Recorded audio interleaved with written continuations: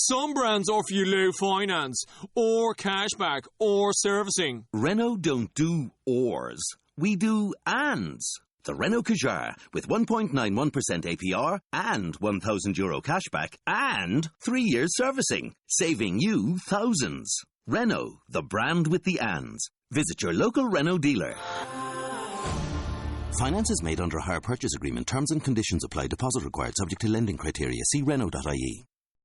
For an entire generation, people have experienced Star Wars the only way it's been possible, on the TV screen.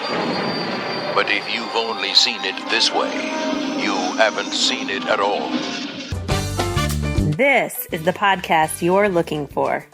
We've been waiting for you. The force is strong here, even stronger than the coffee. Welcome to Coffee with Kenobi.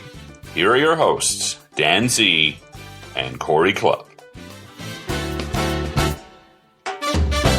Hello, this is Corey Clubb, and welcome to show number 18 of Coffee with Kenobi, a Star Wars podcast that analyzes our favorite saga in a whole new way. With me is my good friend and co-host, Dan Z. Hello, everybody. What an amazing journey we have had here at Coffee with Kenobi these past few weeks. Our bloggers are once again making big names for themselves, and we are continually in awe of their time, generosity, and talent. Craig Dickinson, our Rebels reviewer and regular guest, appeared on the recent episode of the Star Wars Kids Cast and is really making a name for himself as an educator and fan extraordinaire.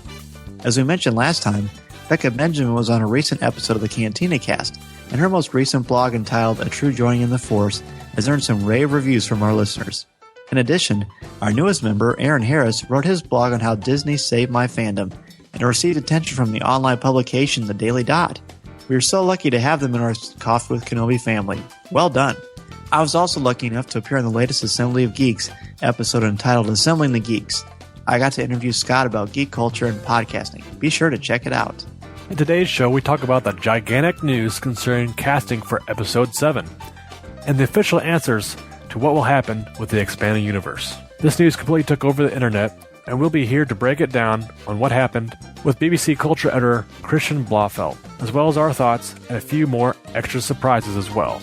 In our discussion segment, we share a cup of coffee with returning guest Scott Murray of Assembly of Geeks. We're happy to have him back with us as we continue our discussion of the existing Star Wars films in reverse order. Today we discuss our topic for show number 18, The Empire Strikes Back, and it may not go exactly as you might have expected. We will also have the next offering, your Espresso Shot with a bearded trio featuring Rob Wainfur. And now, let's see what's brewing in the Star Wars universe this week. Oh, wait. This is interesting. You found something.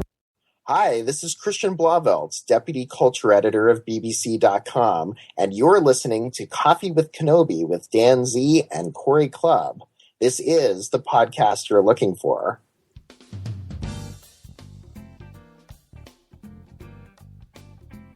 Hi, for our first news story and second news story, and just about every news story we've ever wanted to cover on Coffee with Kenobi, we had to have Christian Blauvelt come in with us. He's the Deputy Cultural Editor of the BBC.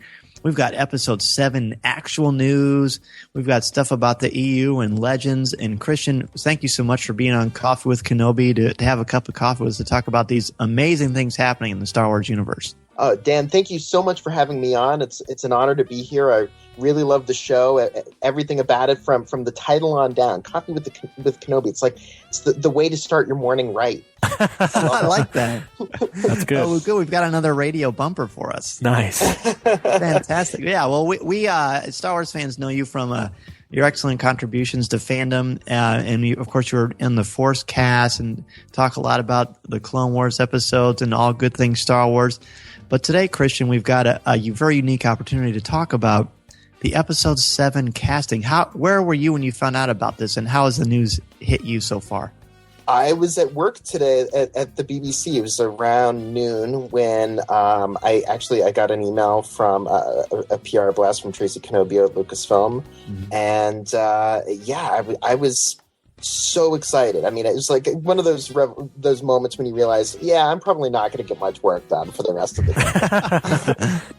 But no, I thought it was fantastic. And I mean, these past few days have just been such a whirlwind. First with the EU revelations, and then now this, and this is so intriguing because the mix of returning vets from the original trilogy are really, and in the case of Kenny Baker and Anthony Daniels, all 6 films, and then some legendary pros like Max von Sydow. I mean, amazing addition.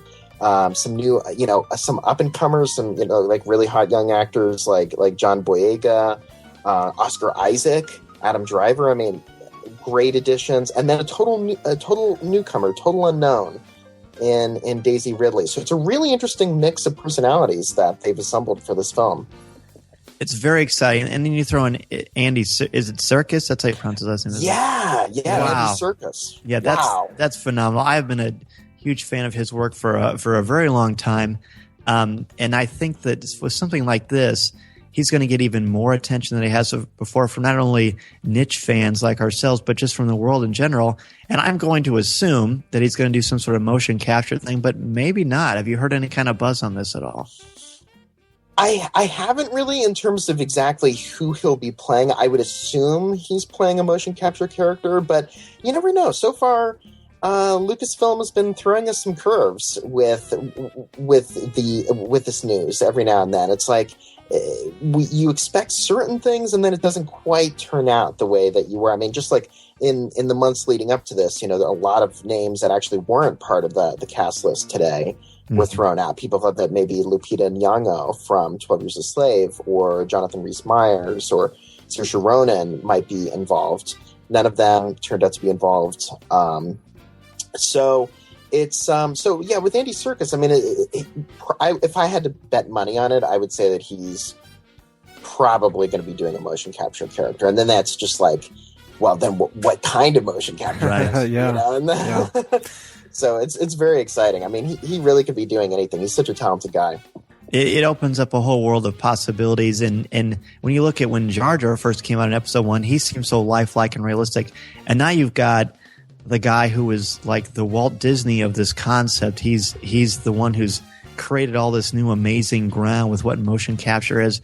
I mean, even thinking about the Planet of the Apes reboot, and the sequel, of course, is coming out very soon. The possibilities for him are endless. And you mentioned Max, and we've got all these unknowns. It's like the ultimate Lucas casting as far as what we've got. I personally, clearly the worst kept secret in Hollywood the past year and a half is that the big 3 are back. But now they actually are back. Who would have thought 10 years ago that Harrison Ford would ever agree to be Han Solo again? Yeah, I was just thinking a few minutes before we started talking about, 2005, Revenge of the Sith comes out. I remember I was still in college at that point, and I remember thinking after it was over, wow, this is probably the last Star Wars movie we'll ever get to see in a theater. I mean, aside from reissues and re-releases, but this is probably the last time we'll see a new Star Wars film, and that was a really powerful moment. But here we are, 9 years later. We've known now for 18 months that we're going to have episode 7 and a whole new trilogy and spin-off films and everything. It's just, and today, I don't know about you, but it started to feel a little bit more real to me that this is actually happening, that in 18 months, we're going to have a new Star Wars movie. It was incredible. It really was. I don't know how much you've listened to the show in the past as far as me babbling on about what I do for a living, but I am a high school teacher. And when Corey sent me the text, it seems like I could be on Twitter 25 hours a day. But then I blink for 1 minute, and Corey somehow will send me a text and say, hey, guess what happened? The cast is announced. I'm like, what? Are you kidding me? So I couldn't believe it. I was so excited. I had a very hard time focusing on work for the rest of the day and molding these young minds when my young mind was just spinning with all the possibilities. But like you said so beautifully just now, Christian, it seems real now. I mean, it was real before, but now it's just not speculation and innuendo and hype. It's real. We're going to see a sequel to Return of the Jedi with Mark Hamill and Carrie Fisher and Harrison Ford and Peter Mayhew and Kenny Baker and Anthony Daniels. And it's just something that blows your mind. Corey, how did you handle this news? I like I said, I heard it first. I was at work as well, and it's almost like your work day is like, well, that's it. I'm over. I'm done. And of course, my first reaction was to text you and kind of one up you a little bit, get to it as fast as I could. You did. But like you said, Christian, you put it so well. It's like this is like a dream come true, and this whole journey we've been on ever since the announcement was been like, wow, we're living this moment right now. It's just a wonderful feeling to be able to see these characters come back to the screen, and then just everybody's excitement about it too. Just the buzz on the internet and the buzz between fans, and just like, getting excited. It just makes you feel really good to be a fan of the series and these characters. And it's just like you said. It's nice to be able to sit down and go, okay, I lived through this and I got to enjoy it and go and see it. And I didn't get that back in 1977. I wasn't born till 82, but I can go in, I can sit down in the theaters and enjoy it, and my kids can go with me, and we can all enjoy this wonderful saga as it continues on. And it's just wonderful to see that online.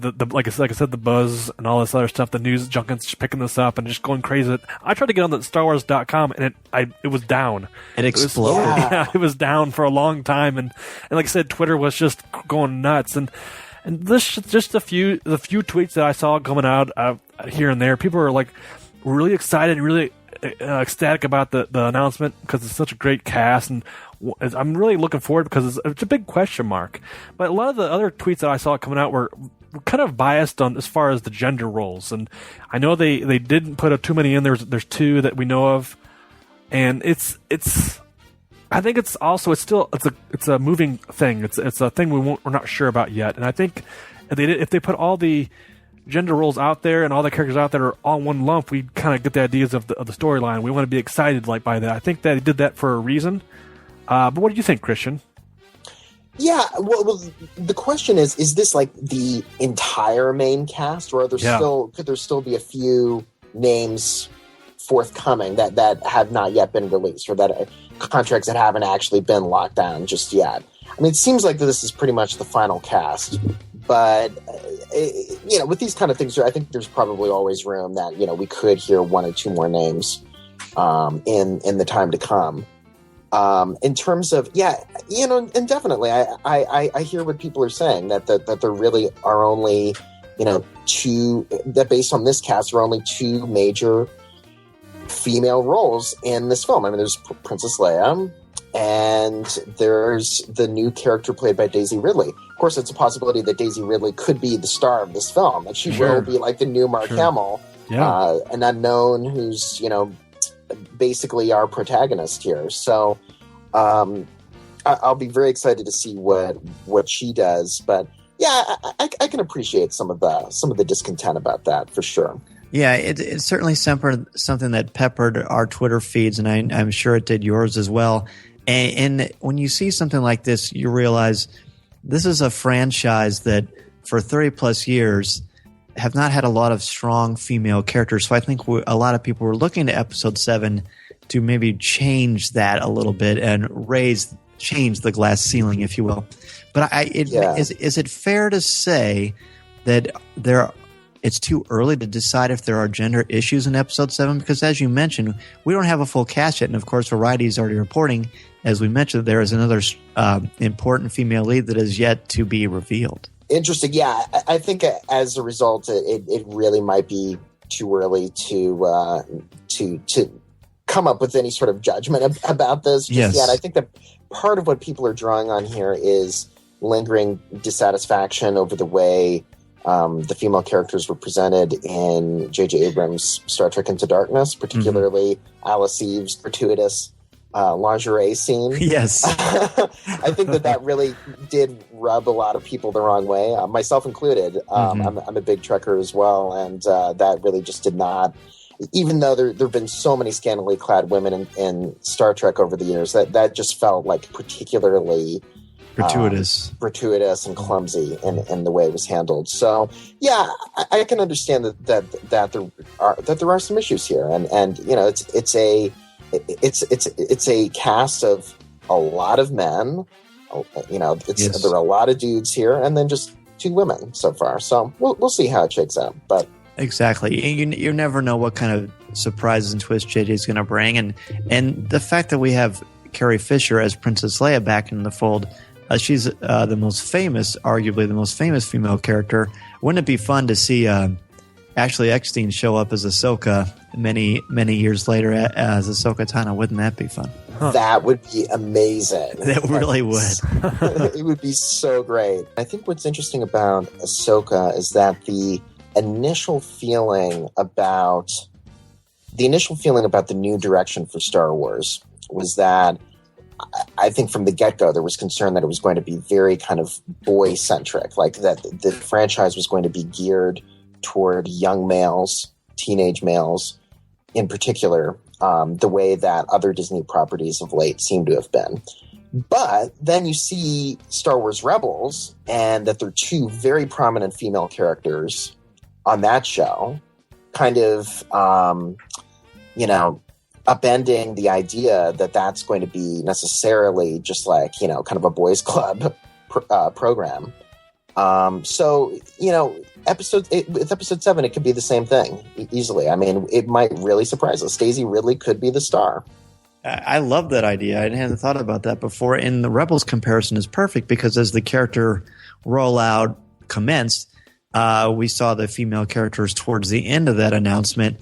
And then fandom went crazy and all was forgiven and all was happy. And I have a feeling that's going to be the same way with episode 7.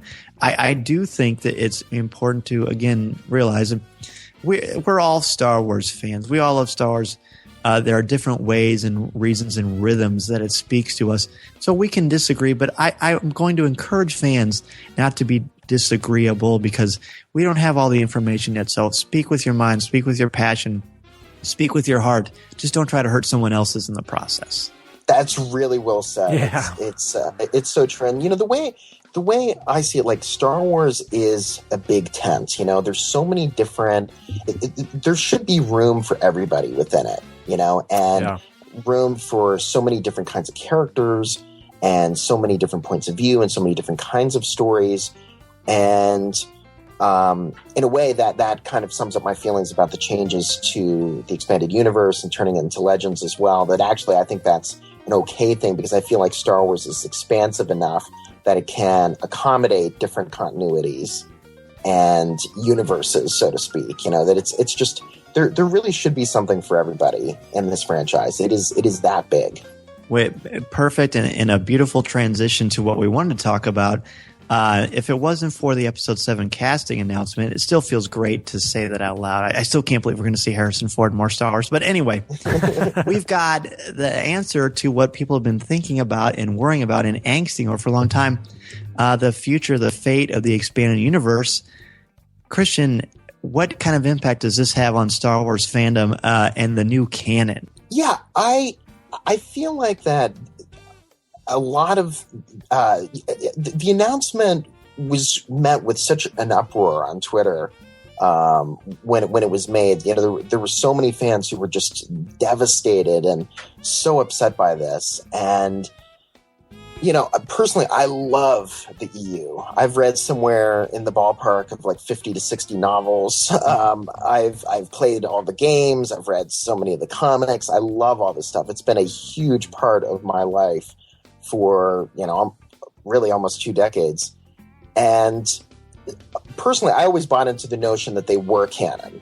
I bought Dan Wallace's The New Essential Chronology. I studied it closely. I really felt that they were integrated with the films, that they were on an equal playing field, except for when they would conflict. And there would be a lot of continuity conflicts, and some texts were basically kicked out of the canon, long ago, like the Jedi Prince series. And so, to begin with, the expanded universe always had a lot of conflicts. There were a lot of overlaps. Things that just didn't quite make sense every now and then. But it also became clear, and the Clone Wars TV show really hammered this home, that basically George Lucas could overwrite it whenever he wanted to. And so really, to me, the announcement of the expanded universe and the existing titles becoming Star Wars Legends is just kind of an extension of that idea that, the filmmakers can take whatever direction they want to take, regardless of the novels and comics and games that have been published. The fact is, though, those books and those games and those comics, they still exist. You can still enjoy them as stories. Yeah. It doesn't really matter if, they're no longer necessarily canon with what's going to be presented in episode 7. I mean, they're still good stories. There are still amazing memories that no one can take from you. It reminds me of Fahrenheit 451, really, where, the firemen, of course, burn all the books and burn all the literature. But at the end, you realize, spoiler alert if you haven't read a book that's over 45 years old, those stories are still with you. They're in your soul. They're a part of you. The expanding universe was never canon. It was always something that people loved and enjoyed, and you could use it and put it in beautifully with the films if you wanted to. But as a casual Star Wars fan, or even a regular Star Wars fan, a lot of people were put off by the fact that either Lucas didn't have a direct say in the stories, or they contradicted how they viewed their characters. Well, now we don't have to worry about that because we've got Legends. And I don't know about you, Christian. I'm going to assume you're a comic book guy. You like superheroes. I know that Corey and I do. And comic books do this all the time. How many times has DC rebooted their universe? Plus, we've got the film versions of the comic books. We've got the comic book versions of the comic books. So those stories are still there, and they're given a lovely, loving tribute on StarWars.com. That video was almost 7 minutes long. I thought you're almost moved to tears by the reverence they have, and now it's got the title Legends on it. Legends is a pretty powerful statement. I agree completely. And, if DC can have multiple universes, if Marvel can do the same, even Star Trek has done that with the J.J. Abrams films. Why can't Star Wars have multiple universes? Star Wars is large. It can contain multitudes, to paraphrase Walt Whitman. I mean, there's so much that can, there's so many different perspectives on it. And I think that the fact that those stories still exist, if Disney had announced that they were, going to take all of those books out of print or something, okay, then I would be appalled. Yes, and rightfully so.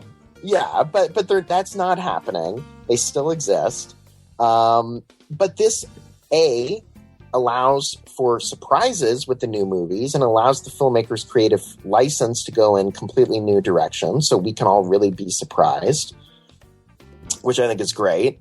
And then B, this new canon, which is going to involve the novels going forward being completely integrated with the TV series and the movies, is drawing upon the talents of EU authors we like such as James Luceno and John Jackson Miller and Paul Kemp. I mean, it's building off the foundation of the expanded universe.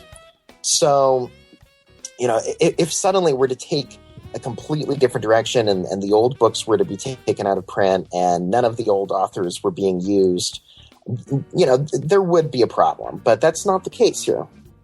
Exactly. You guys put it so well, and I've read numerous EU books, and they're beloved. They're stories you can pick up and read again and again. Just like what you said, Dan, comic books from 30 years ago are still loved and owned and just enamored at because they're good stories. They're just stories that will live with us forever, and we can enjoy them as long as we want. And like you said, Christian, these authors are still going forward with new stories. I bet they're excited as well to be able to jump in and tell a brand new story that's original.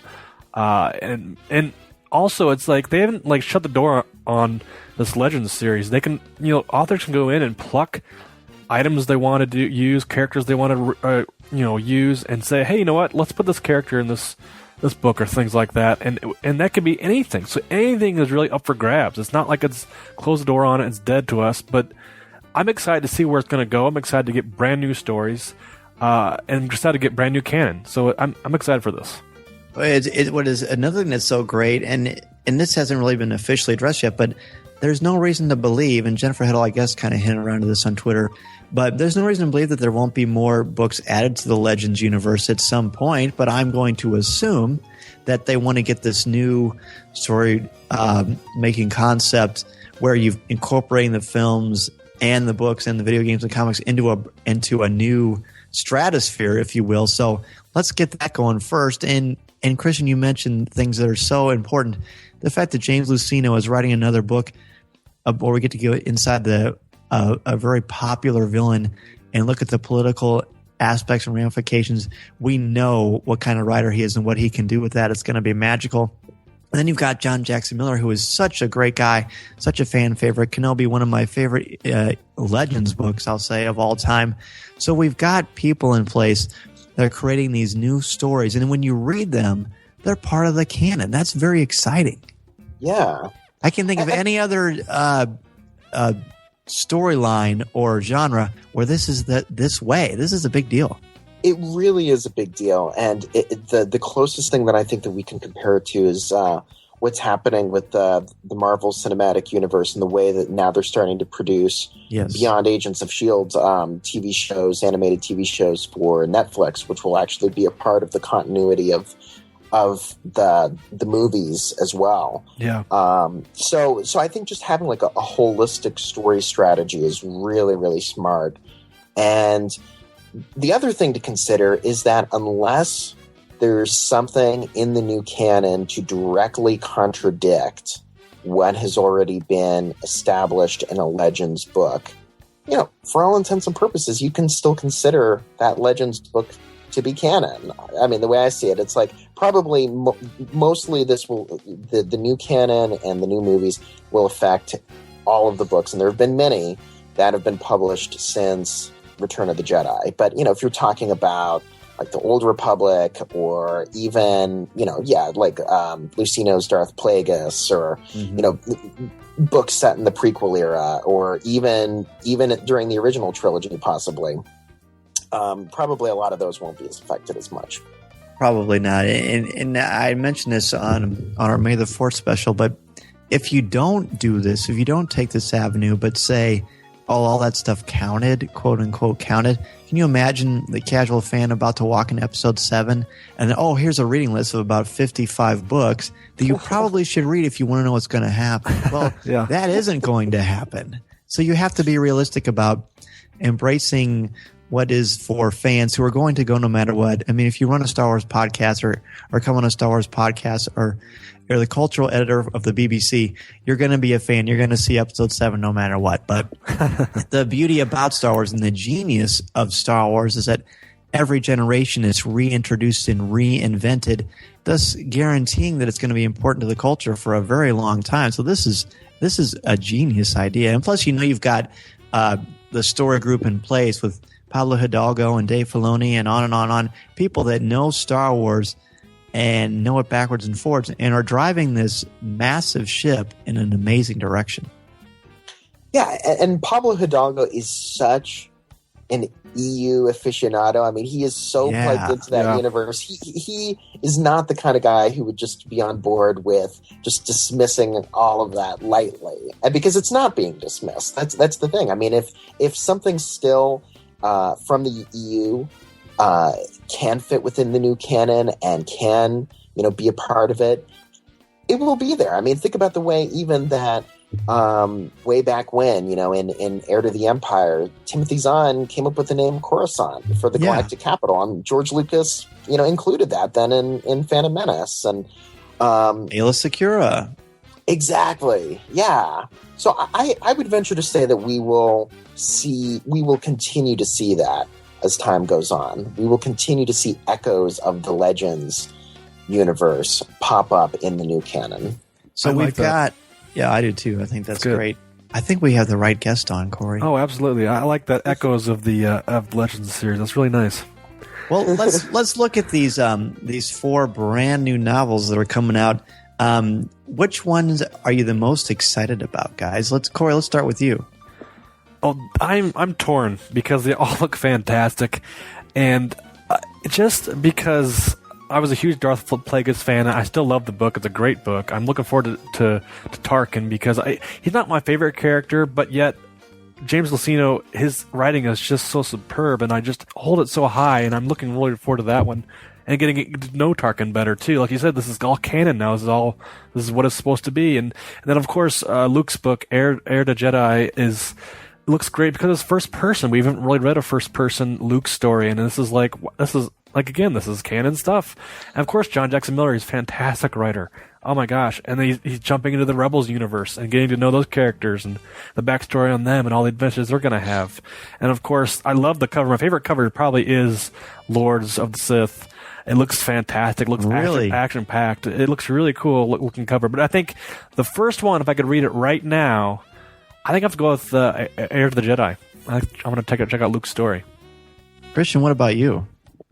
I think I'd probably go with Tarkin first, just because I really do love Tarkin as a character. I think, just going back to, Peter Cushing's incredible performance in A New Hope, he just is dripping with malevolence and is the template for basically like every non-Vader, non-Palpatine Imperial villain to follow. I mean, it's like seems like Admiral Piet and Admiral Ozzel and all those guys they're all just kind of like attempts at recapturing the magic of Tarkin in a way. And I think what he did is just what Peter Cushing did with that character was astonishing, and I love the way he came across on the Clone Wars TV series as well. I'm so glad that they included him. And Lucino is the true master of continuity in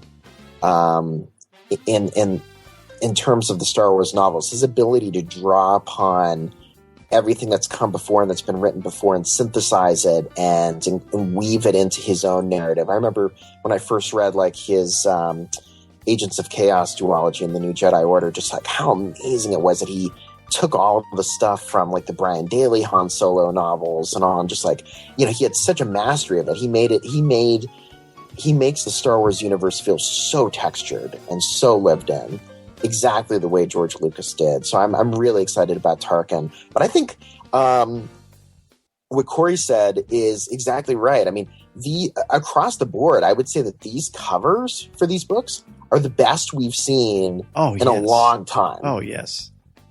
I mean, I haven't seen a cover that's really been as eye-popping as any of these in ages. I mean, maybe Darth Plagueis, but I feel like that there haven't been that many that have really made me want to like, yeah, I've got to buy that. And like with all of these, it's like I'm going to buy these the day they come out. Yes, if you can in fact judge a book by its cover, we're in for some amazing storytelling. I like what you said, Christian, about James Lucino. I think when you talk about verisimilitude in the Star Wars universe, Lucino brings it to a level that isn't really seen all that often. And that's not a knock against other authors, but he just has a way of getting inside the head of someone and making them a real character in a fictional universe. He really does, and it's a rare quality. I mean, I think I'd probably my personal favorites were always Mike Stackpole and Aaron Alston, but I think Lucino is really right up there. It's because of Plagueis. Yeah, it was well done. Astounding, and you're right. I mean, I think John Jackson Miller is great as well. Really excited to see what he's going to do to set up Rebels. Paul Kemp, really interesting. Lords of the Sith. Yep. That's going to be kind of an interesting read. Like Vader and Palpatine, just like together, like having to like survive on their own on a hostile planet. I mean, that's kind of interesting. It's like a buddy cop movie. I know. Yeah. It's going to be a bromance. That's awesome. Oh, that's great. For me, it's interesting you both mentioned Lords of the Sith. That's the one I'm the least interested in. And I don't know why. I think this feels most like a Legends storyline book as far as the idea. To me, one of the things that sometimes would fall flat for me about the Legends series is sometimes I think, all right, besides getting another Star Wars book out there, why does the story need to be told? So I have faith in what Paul Kemp will do, and I'm hoping that will be something strong. Personally, when I saw the fact that we're going to get something that's a little bit before Rebels and that John Jackson Miller is doing that, and of course, from my own bias that he's such a good friend of our show, I emailed him right away and I said, we got to have you on. So he's going to come on a little closer to the book's release, and he said he's still writing and working on it. So just knowing that book is out there, it's happening. We've got that amazing cover that kind of gives us the best of the OT as far as the Stormtroopers and the Star Destroyer, TIE Fighters. We've got the Jedi. We've got Hera, the new fan favorite. there. There's so many exciting things that are going to happen. That's the book that I think I'd claw my way through a wooden wall just to try to get at, because it looks fantastic. And Corey, you mentioned Heir to the Jedi, first person, Luke Skywalker's point of view. That might be the most gorgeous cover. I mean, Mark Hamill, I don't think even Mark Hamill in his Corvette Summer Days look that good. And it just looks fantastic. He's got this blue lightsaber. You know it's after A New Hope. So we're going to see actual canon stuff that happens between A New Hope and The Empire Strikes Back. That's very exciting to me. Yeah, Heir to the Jedi could be fascinating. I mean, to actually get inside Luke's head. I think he's been a difficult character for some of the Legends writers to really capture over the years, to really make compelling. And if Kevin Hearn can do that, if Kevin Hearn can really make him feel real, that will be an amazing achievement. And the challenge of a character like a Luke Skywalker, and it's probably the reason why most people, fair or not, would say that they like Han Solo more, is that when you're talking about a character who's so earnest and so innately good and so pure, in a sense, it can be very hard to make that character interesting. And I think there are a few times in popular culture when characters like that have been very interesting. I mean, I think in Mark Hamill's portrayal of Luke in the movies is fantastic.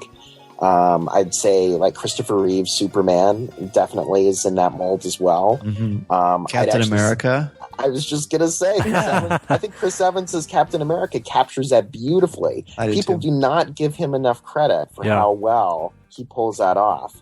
He takes a challenging character and makes him someone that you can empathize with as well as sympathize with, that you buy into what he's selling because he does it so beautifully.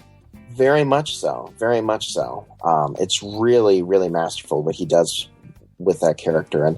But I think some of the EU writers have had difficulty with Luke in that regard. So that makes sense. If Kevin Hearn is able to pull it off, that could be, it could be the best read of the bunch. Well, and I think another reason why Luke is so tricky, and one of the things that it hung me up on previous Legends books at times, especially when it's post-Return of the Jedi storytelling, is if it doesn't feel like the characters from the film, then you just kind of put up a wall and say, no, this isn't my Luke. I can't buy into this. Another reason that it's hard to, I think, write Luke probably is that all the major conflicts that Luke has, we've seen already, and we know them by heart. So to take a character who's already gone over the major character arcs that he develops and to give him something new to kind of marinate on, that's a real challenge for a writer. It really is. Yeah. I mean, it'll be interesting to see how it comes together. And I think the fact that it's, Kevin Hearn's debut Star Wars novel is, that's really ambitious. I mean, if he could make like the definitive literary statement about Luke here, and if he does, it could be amazing, But it's a tall order. I mean, I'm not saying that it's a given by any means that it's going to be great, but he has an opportunity for greatness, and we'll see if he lives up to that. Much like Luke, very much so. Well, I will say real quick, talking about Legends, I know Timothy Zahn is a great author in that series, that era, and I know his beloved books are just every fan just has read them and just loved them. They're fantastic, and he made a great statement on Facebook, just kind of backing everything that's been going on, and he kind of put it in perspective as far as like the old 1950s Davy Crockett TV series, and he relates it to like the historians of Davy Crockett knew one thing, but then yet these TV series were kind of like these wild adventures that maybe did or didn't happen. He was in one place or another place at that time, and it just reinforces, his voice in fiction and fandom is huge. So I think for him to get behind this and celebrate it is wonderful. So I just wanted to put that out there. I like that Zahn said that as well. I thought that was beautifully said. And again, it seems like, what is it about us Star Wars fans that when we get everything that we wanted, sometimes we're just not happy with that? What does that say about us as a culture of fandom? I've been guilty of it as well. My goodness, I could go on and on about things with the special edition. Yeah, it's a funny thing about that. I think it's just that, not to overly pat ourselves on the back, but I think it's just that we care so much. Mm-hmm. And sometimes that maybe can prevent us from seeing the forest for the trees. Yes. And when I think about really how, as a Trekkie as well, or a Trekker, how really well, at least until Into Darkness, we fans of that franchise handled the fact that if you wanted to, you could look at the 2009 film as pretty much like erasing, not just like, existing in a parallel timeline like the film tries to present it, but you could, based on everything that we know about time travel, say that film like erases the previous canon. And the fact that people accepted that, was... I was proud of Star Trek fans for being able to accept that. And, and I think Star Wars fans will ultimately accept these changes too. I know that there will always be some griping about, tweaking the original films for the special editions and griping about the prequels and all, and griping about some of these things. But in the end, are these things really going to prevent people from going to see these new movies? No, of course not. Mm-mm. Never. The fans will show up, and all that really matters is if it's a good story. That's exactly right. We have a universe that we're so passionate about, and if the story is well told, we'll be there. We'll be seeing it many, many, many times opening weekend and beyond, and it's just opened up a whole bunch of exciting avenues for us to explore to a universe that easily could have kind of faded out after the end of the Clone Wars, and thank goodness we're going to have it for so much more. And I'm so glad. I'm so excited. What a great time to be a Star Wars fan. At the end of our interviews, we have 5 questions that we ask all of our guests to try to find some commonality, very much like Inside the Actor Studio with James Lipton. I love that. That sounds great. Yes, please hit me with them. Okay, Christian, your favorite Star Wars movie? I'd have to go with The New Hope. It's just a perfect entertainment in every possible way. It synthesizes like practically all of pop culture before it. Kurosawa films, Flash Gordon, comic books. It's incredible. It is a perfect object. Well said. Very well said. Who is your favorite character? Boss Nass. No. That's definitely a new one. No, it's favorite. Now, this is an interesting thing. Favorite movie character or favorite EU character or favorite character overall? We're gonna we'll let you pick both. Okay. Well, I would. God, I got to tell you, I mean, Tarkin is right up there for me from the original trilogy. I just think that he is such a great villain, has such really wonderful dialogue written for him. For me, he is like the gold standard of a villain beyond Vader and the Emperor. I just think Tarkin is it, really. I think he's so great. It's a funny thing because it's like after spending so many years of fandom, it's like kind of hard to just ever narrow it down to one thing for any of these categories. You know, I mean, for favorite Star Wars movie, part of me would almost want to say Revenge of the Sith as well, actually, because sure. I adore that film. I saw it like 5 times in the theaters, and I think it's one of the best blockbusters, you know, made in the past 15 years, easily. Mm-hmm. But yeah, favorite character, I think I would have to go with Tarkin. In terms of the EU, I would go with Corran Horn from the X-Wing novels by Mike Stackpole. There was just a level of realism to that character that I think was unique in Star Wars. And those books for me really showed how, you know what, you could tell amazing stories without any of the characters from the films. That you could just create wholly new characters and explore different aspects of that galaxy far, far away that we had never seen before. So Corran Horn would be right up there.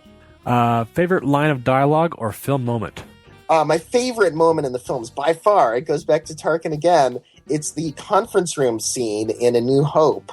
I think this is so fantastic. It occurs about 40 minutes in, but it's when we meet Tarkin for the first time, and he and Vader come into the conference room on board the Death Star with the whole congregation of admirals and generals, and actually Admiral Yularen from the Clone Wars is sitting there, and of course that's when we first see Vader force choke Admiral Mati, who is just so great. And Admiral Mati is just such a... Actually, I could have mentioned him as a favorite character as well, because I love that guy. He's just so snotty. Don't try to frighten us with your sorcerer's ways, Lord Vader. I love that. That would be my favorite scene. And also, I just love it in terms of where it fits in the narrative, because that's really the first, other than Luke having his heart-to-heart with Obi-Wan, that's really like the first exposition scene in the movie. I mean, A New Hope just like hits the ground running. It drops you into it, in medias res so brilliantly that it's like you just are kind of like left to fend for yourself to figure out what's going on. And then that conference room scene slows it down and gives you all this backstory about, there's an emperor and there's, an imperial senate, and it's just been dissolved. And you really start to learn all this stuff about the politics of that world. And I think it's amazing. So if you collect, what is your favorite collectible that you own? I have a Darth Vader, I guess you would say piggy bank, but it's really just a bank that I got around the time of the special editions that where you can like put a coin in it, and then the Imperial March plays. Nice. And cool. Darth Vader's lightsaber, he raises his lightsaber and it glows red, and there's his brilliant line of dialogue from The Empire Strikes Back that we hear in James Earl Jones' voice, like, impressive, most impressive, but you are not a Jedi yet. and so I would listen to that like 20 times a day when I was a kid, and I love it. It's one of my favorites. Okay, last question here. What particular messages or themes about the Star Wars saga resonate or speak to you? Oh, on so many levels. I think it is the quintessential coming of age story. It's so universal in the way that we see Luke leave the farm, leave his farm boy upbringing behind, and have to embrace a larger universe that he barely even knew existed, and ultimately succeed and thrive within that larger universe. It's a metaphor for the way that all of us have to grow up, and the way that all of us have our, more or less, some kind of usually sheltered existence when we're children or teenagers. And then there comes a point where we have to seize our destiny. We have to seize responsibility for our lives, and we realize that we're the ones who have to be the architects of our lives and how our destiny will ultimately turn out. I think there's just something so powerful and profound about it. I really see in Star Wars, especially A New Hope, as being kind of like it really is of a piece with Lucas's American Graffiti as well, because like that film is all about the making the choice to leave one small town and go out into the world, or do you stay behind and stay at your high school, and do you stay at home? And Star Wars for me is almost like kind of what happens after the Richard Dreyfuss character makes his decision to leave in American Graffiti. It's like, well, when you have left home, what do you do then? And basically, that's the big question mark of life. So, Star Wars, I think, is extremely profound. It's not just a popcorn entertainment. It is a mythological condensation of life itself. Wow, that may be the most well said of that question we've ever had. So beautifully done. I love the comparison to American Graffiti. I never thought about it like that. So thank you so much. That's fantastic. Oh, it's my pleasure, and these are great questions. So that went a long way. If you like the answer, I mean, really great questions. I love that you have kind of a James Lipton thing going on here. That's really fun. And Christian, before we let you go, where can our listeners get in touch with you and share their thoughts with you on everything Star Wars and anything involving pop culture, really? Absolutely. You guys can reach out, message me at any time on Twitter. I can be found at the handle at CT Blauvelt. That's CTBLAUVELT. I riff all the time on pop culture, certainly a lot of Star Wars, Star Trek, Marvel, but really just like movies in general. I'm a big classic movie fan, foreign film fan. I basically, you'll find me talking about everything, classic rock, whatever. Awesome. and also, please feel free to check out my website. I'm deputy culture editor at bbc.com. The actual site that I manage is bbc.com/culture. And we cover film, art, pop and classical music, fashion, books. Today we published a really fun Star Wars article that I wrote myself, sort of jumping off the news about the Episode 7 cast announcement, in which I rounded up all the old screen tests of Mark Hamill and Harrison Ford and Carrie Fisher from the mid-'70s when they were first trying out to be on Star Wars. It's kind of like, we're so excited that they are returning, but here's how it all began. Here's when they first started. So we definitely cover some Star Wars on BBC Culture as well. So please, guys, check it out. That's awesome. Christian Blauvelt, what an honor it has been for us to have a cup of coffee with you at late notice to talk about these amazing things going on in the Star Wars universe. It's been such a long time coming to talk about these things. Finally, we have concrete news that we can share with the listeners and interact with, and you certainly brought your A game, Christian. So we're so happy to have shared this with you, and we look forward to having you on in the future. Thank you, guys. I really appreciate you inviting me on, and anytime. Thanks so much. Appreciate it. I'd love to come back. Now that we heard from Christian Blauvelt in New York City, let's travel a little bit around the world here, stopping in the UK and Australia. We got a chance to sit down with Mark Newbold from Jedi News UK and Ed Dahlster from the IndieCast and get their opinions about the EU changing over the new Legends line.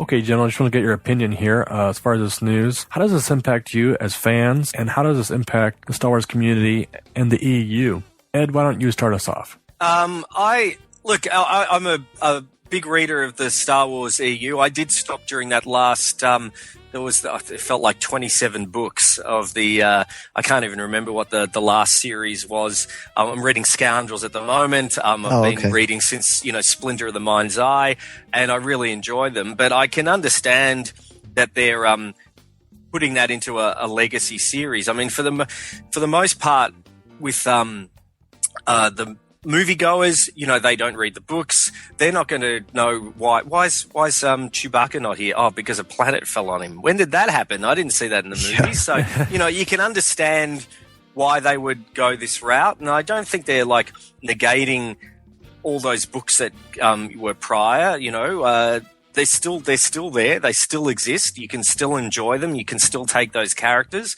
So I think it's fairly understandable why they did it. I can understand why people would be upset because they've, they love the characters. Does that mean Mara Jade's definitely not going to turn up in a series or elements of like that? I'm sure they will put some nods in. I mean, Marvel does it. The DC movies do it where they, nod to comics that have gone before and things like that, but it's not unexpected, I don't think so.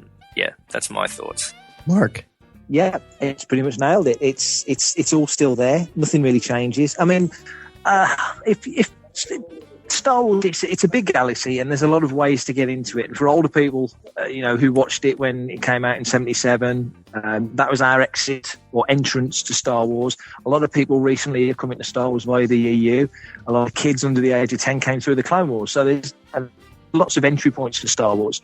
But the thing I would say that made this decision make more sense is that, Disney have got plans to keep Star Wars going for at least another sort of 25, 30 years. And if it hits and really goes well, there's no reason to think it won't go any longer. So, and they're doing episode 7, 8, and 9, which nobody ever anticipated when the EU blossomed the way it did. So there's a lot of random variables that sort of come into play. So to do this now is the right time. And I've got to say that the video and the announcement on StarWars.com, given that the fans, so EU fans especially, are so voracious and so passionate about it, I think it was very well handled, kind of really, really well handled and nicely said, and involving Timothy Zahn, who's kind of an influential, important person in that realm, was a smart move, if you want to call it that, a smart move. It was a nice way of doing it. So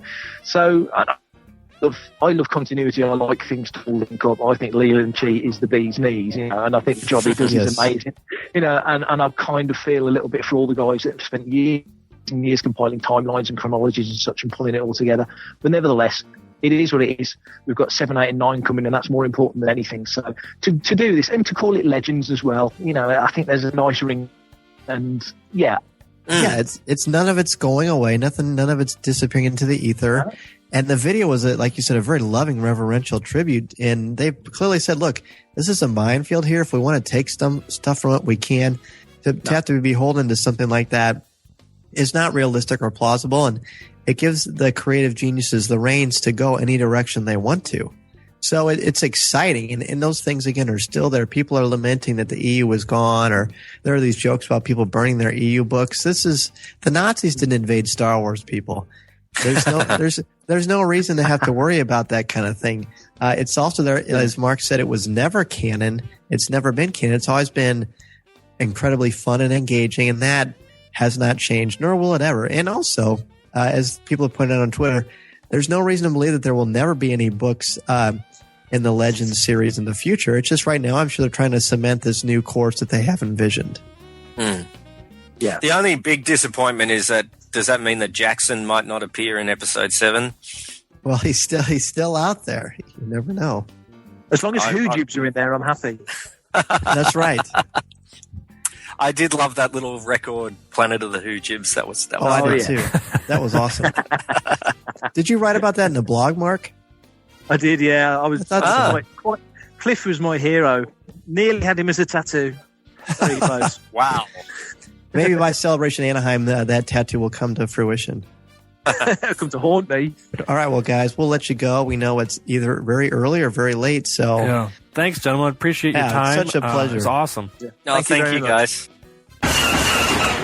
With all the other news, we certainly had a lot of news planned to talk about, and then StarWars.com gave us all these amazing gifts. So some of the things we were going to talk about we'll save for our next show, but we do want to say we're offering this exciting opportunity. It's exciting to us because we love to talk with all of our Star Wars fans and listeners, and so we'd like to give one listener an opportunity to podcast with us. And what we're doing is we're going to be reviewing the Lost Missions of the Clone Wars this summer, like we've been talking about, and we finally decided on an actual name. It's going to be called A Cup of Clone Wars, and what you need to do is what, Corey, so they can try to sign up to win? Sure, Dan. All you have to do to enter to win is go into iTunes and just review our show real quick and with the hashtag Clone Wars, and we'll see that. Those will go into a random drawing in the upcoming weeks. We'll pick somebody to help us co-host a Star Wars Clone Wars podcast over the summer. We're looking forward to picking a winner.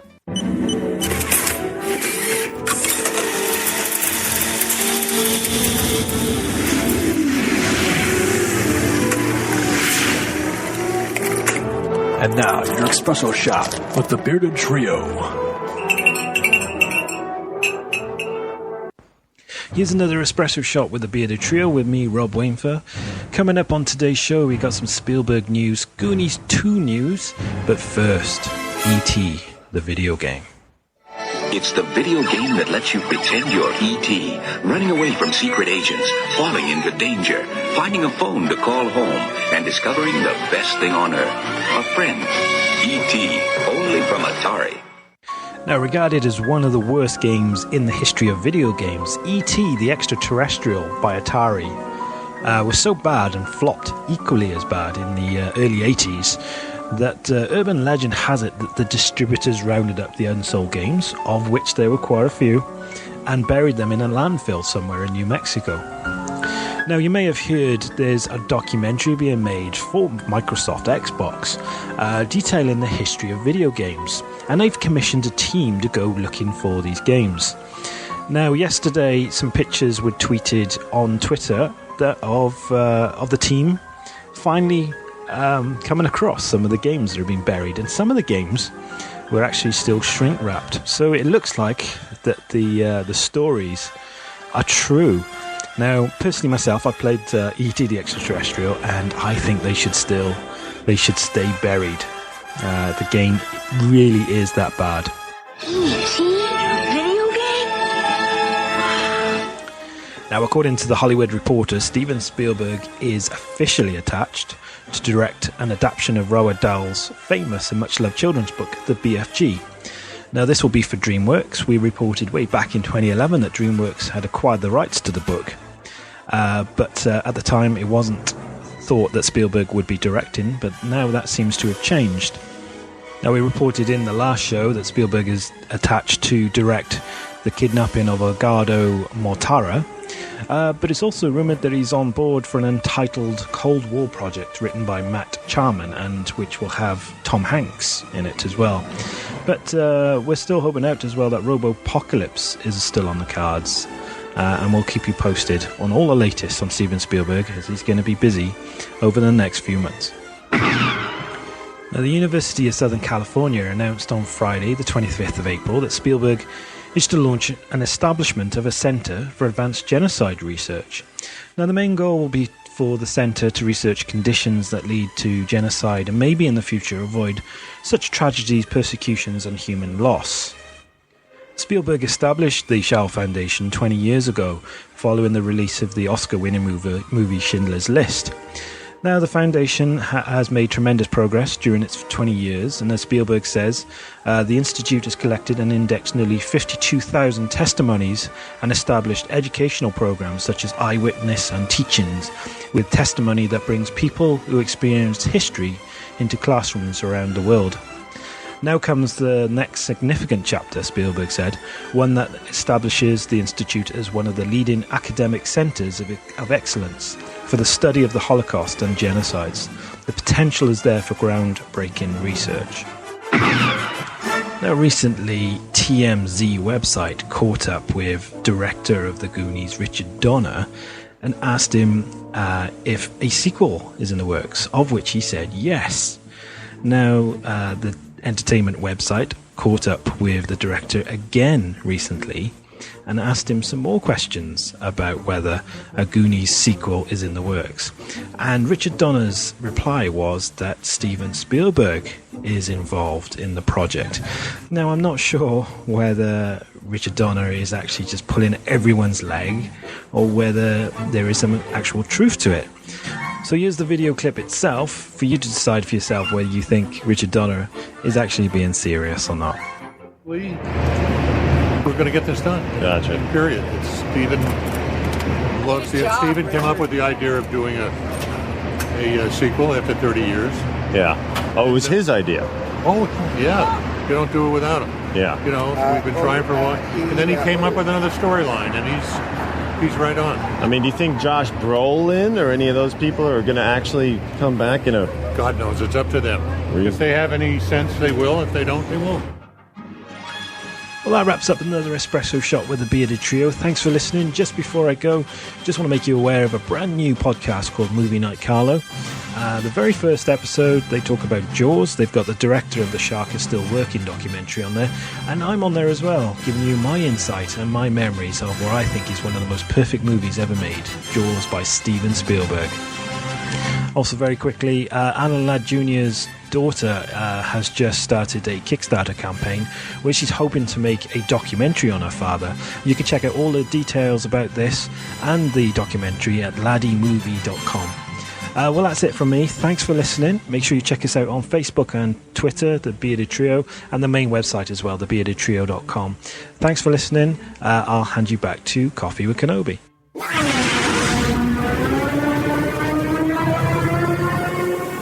Luke, you're going to find that many of the truths we cling to depend greatly on our own point of view. I must be allowed to speak. You've taken your first step into a larger world. Our topic for show number 18 is The Empire Strikes Back. Scott Murray of the Assembly of Geeks returns to help us look at Episode 5 as we continue our series with Scott looking at the 6 existing Star Wars films in reverse order. What are some of the most important or significant themes in this popular entry in the original trilogy? What aspects of this film resonate with fans, and how does the film stand up to the test of time? Welcome, Scott. Hey, guys. Thanks so much for having me back. Always good to talk to you. Absolutely. Well, we're glad that Gannon could part with you for a little bit and have you join us. Yes. So that's I'm great. allowed out every once in a while. Well, let's just get into it. And we were just talking about this before we started taping, and a fun fact that a lot of people don't know is that we're going to have very different opinions on The Empire Strikes Back, which you don't often find with such a popular film. But I'll just open it up to our esteemed guest, Scott. Why is this film so beloved by fans still? Because it's dark. Explain that. Well, I mean, it's so, it's so counter to, what we saw, especially around that time, where literally at the end of the day, the bad guys win. And I, think bad guy characters sometimes are just as popular as the good guys, if not more so sometimes. I think of all the villains like in Batman and things of that nature. So I think there's that. And I think about just the importance of Darth Vader telling Luke Skywalker that he's his father. I think of story expert Robert McKee talking about that literally being one of the greatest, if not the greatest, kind of twist or component to a story of all time.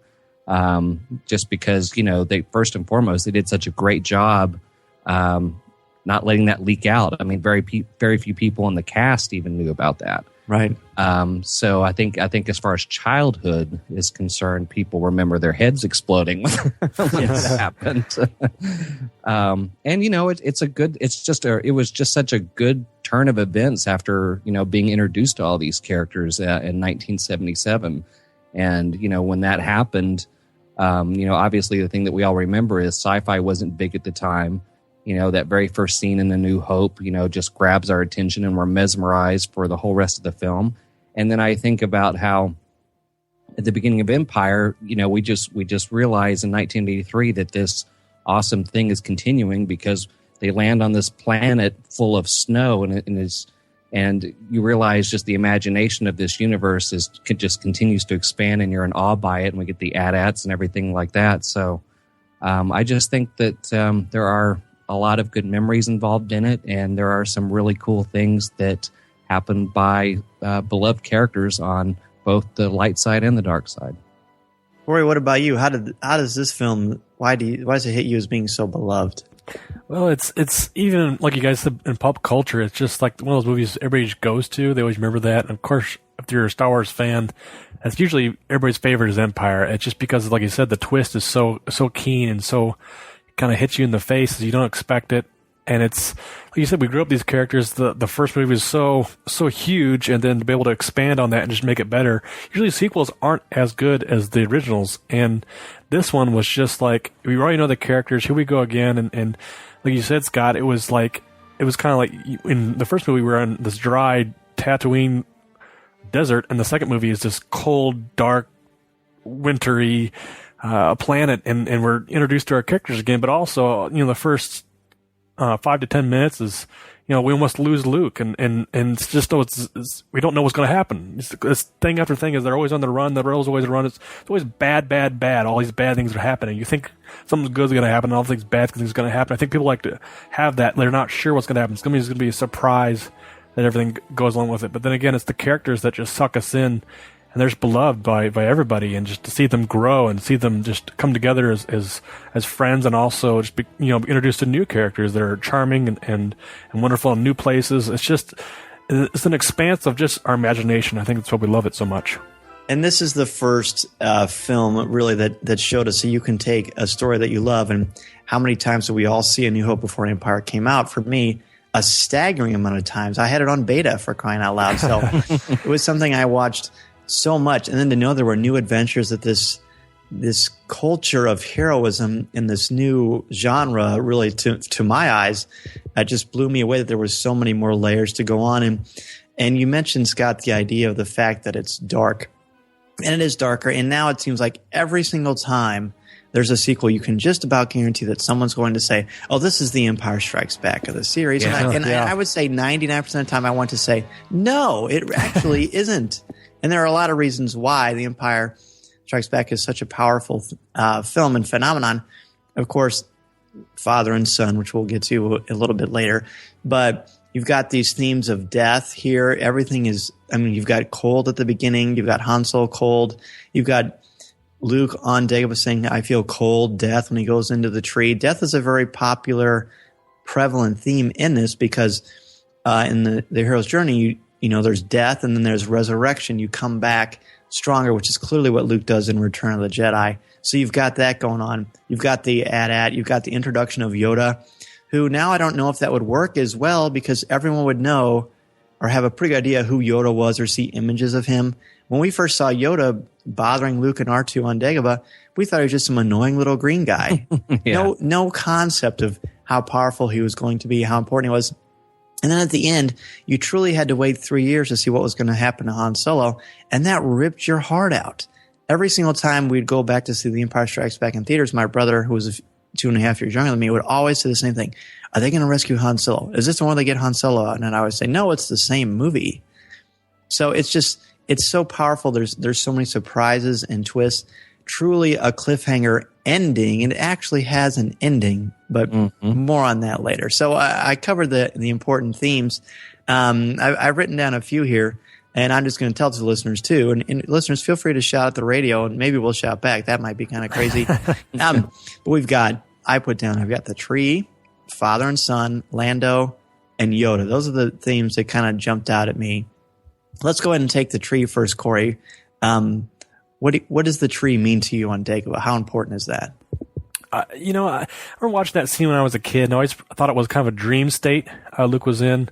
And obviously it is somewhat, but as I got older and watching that, I just kind of pieced it together and picked it apart and realized that like he has to face his fear and face himself from turning to the dark side. And I didn't know that when I was a kid watching it, and just thought it was just a really creepy scene. It's just that weird looking Luke face out of the Darth Vader mask, and you're like, it was weird, and it's an interesting scene because it's a big revelation for Luke, I think, as his Jedi training goes along, and for him to be able to realize that, I think it's a crux on his development as a character.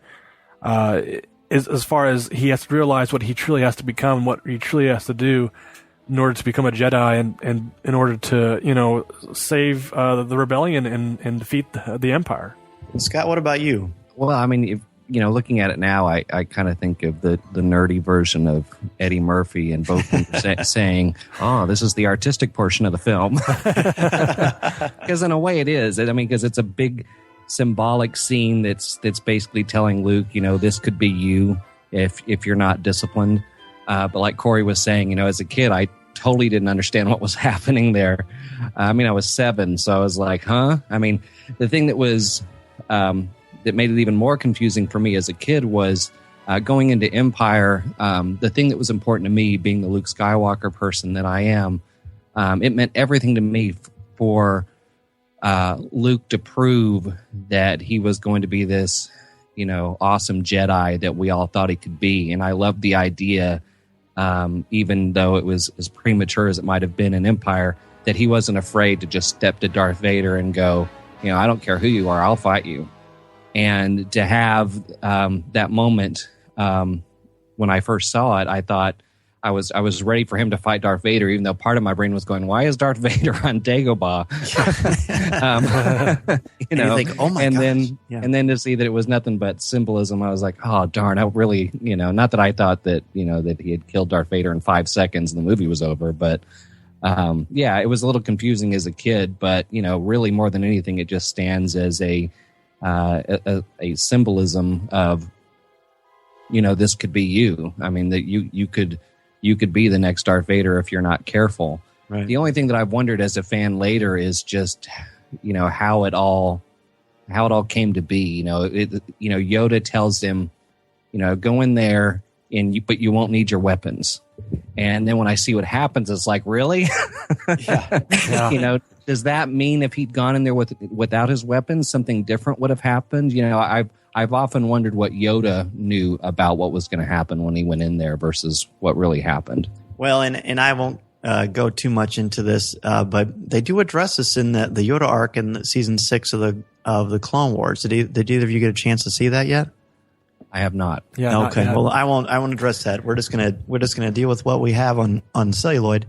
And when I first saw that scene and Vader's masks explode and you see Mark Hamill's face, and I looked at my mom and I said, and everyone in the theater gasped, and I said, who is that? And she said, that's Luke.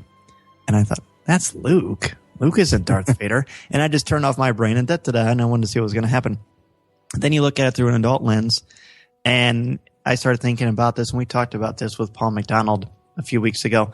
But scripturally, there's a passage that says, you live by the sword, you die by the sword. So Yoda says, what's in there, only what you take with you.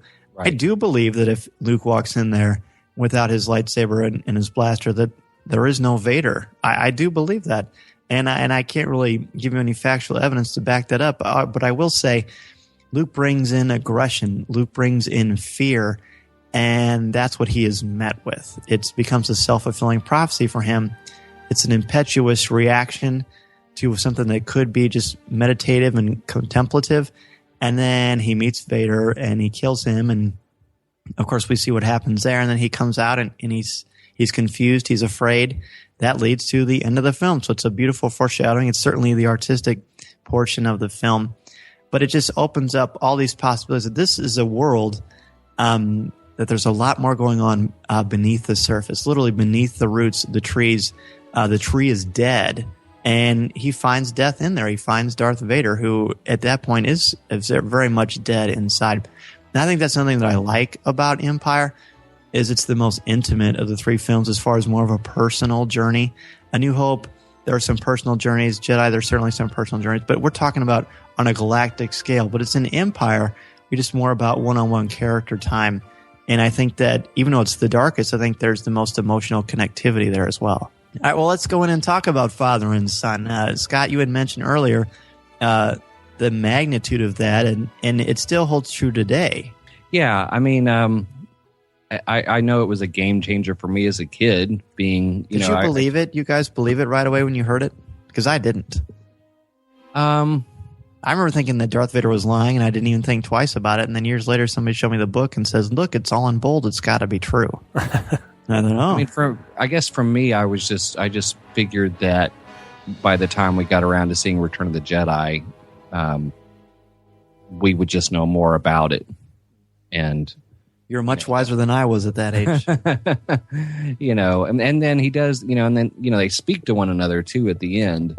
And call each other father and son. Mm-hmm. But it was good to get a little more depth to that by the time Jedi came around. But I knew that immediately that made a huge conflict in my head because, like I said, the fight scene in Empire was a big deal to me as a kid because, like I said, I really wanted Luke to prove to Vader that he wasn't afraid of him and he would step up to him and fight him and all that sort of thing. And then once Vader threw that out, I was like, oh, crap, well, this complicates things. And I struggled with that through Jedi. I was like, how can we beat this guy but without him having to kill his father? I mean, it created a really great conflict, as they say, at the end of Empire rolling into the beginning of Jedi because among other things, I was wondering, as I anticipated Jedi coming out, how that was going to even get resolved.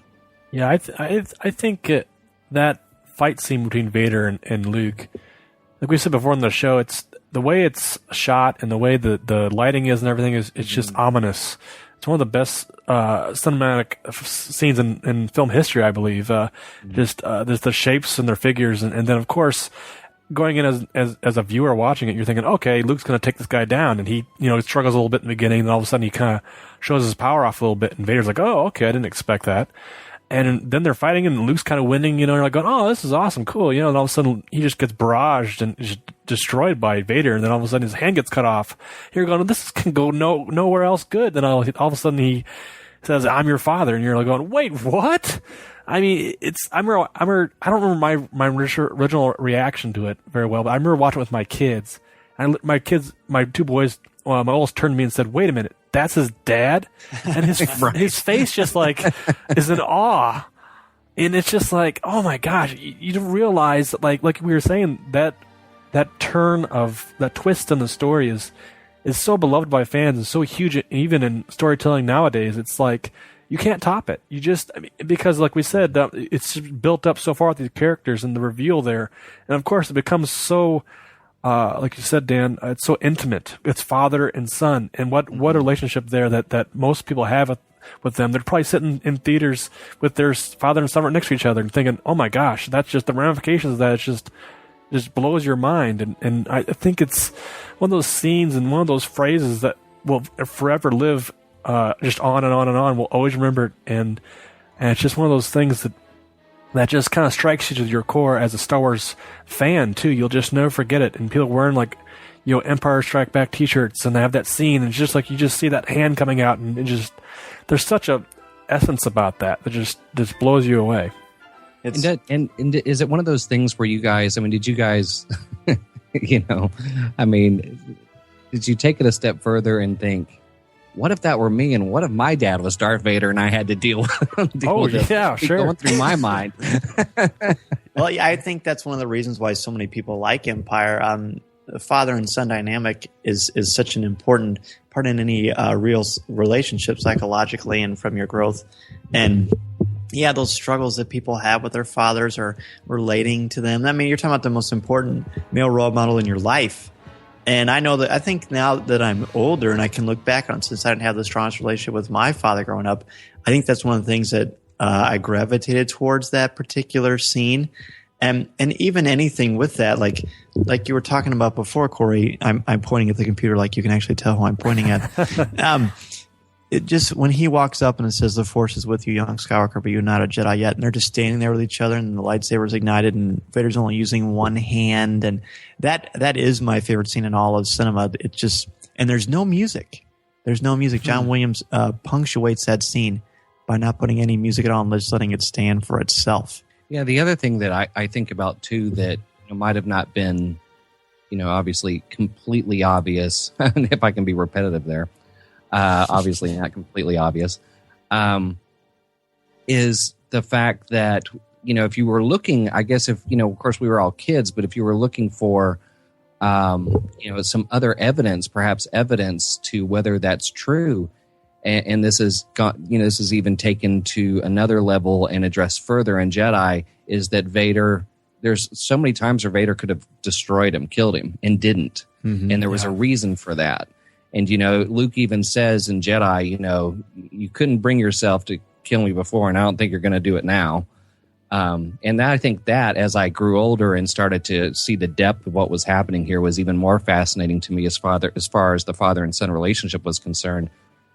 Just the whole idea that there's that small element of good that was still in Anakin, because, despite the fact that he brought him to the Emperor and did everything he was supposed to do, and still had every intention of trying to pretty much turn him, he could never, do the worst thing to his own son. And that was evident even in Empire, because, how hard would it have been to, finish Luke off after he cut his hand off? But there was a reason why he didn't do it. Yeah, I think at first it was sort of a game of cat and mouse, and then Vader lets his guard down a little bit, rather violently, of course. And then we start to see that the human side of him, which we hadn't really seen till that point. Yeah. Also, I think, like you said, Scott, it was, if you think about the father-son dynamic there, and you think, oh, Luke, that impacts Luke so much, but then reverse it. How does that impact Vader? Him saying those words and actually feeling that moment. I mean, we always look at Luke and how that impacts him as a character, but Vader revealing that and exposing himself that much to Luke, that's huge, I think, for Vader too. It is. And not only do we have that big reveal, but then we get a cliffhanger ending to the film, where there's so many threads left dangling in the air. And I know that Joss Whedon famously commented on the ending of The Empire Strikes Back, saying that it had no actual resolution. I certainly know how I feel about that, but and Corey, you're a writer. What is there a resolution to The Empire Strikes Back? Is there a resolution? As a film, it does end on a note where it's like ambiguity. Yeah, exactly. And it's almost, you think about it, that's a huge risk that the filmmakers and the storytellers are taking as far as this franchise. It's like, let's just kind of leave on a weird note where it's like, we're not sure what's going to happen next. Han Solo's been carried off and he's encased in carbonite. We may not see him again. Luke and Leia are hurt and wounded and moving on. And it zooms out and when they're looking out into the space there, and it's just like, wait, so what now?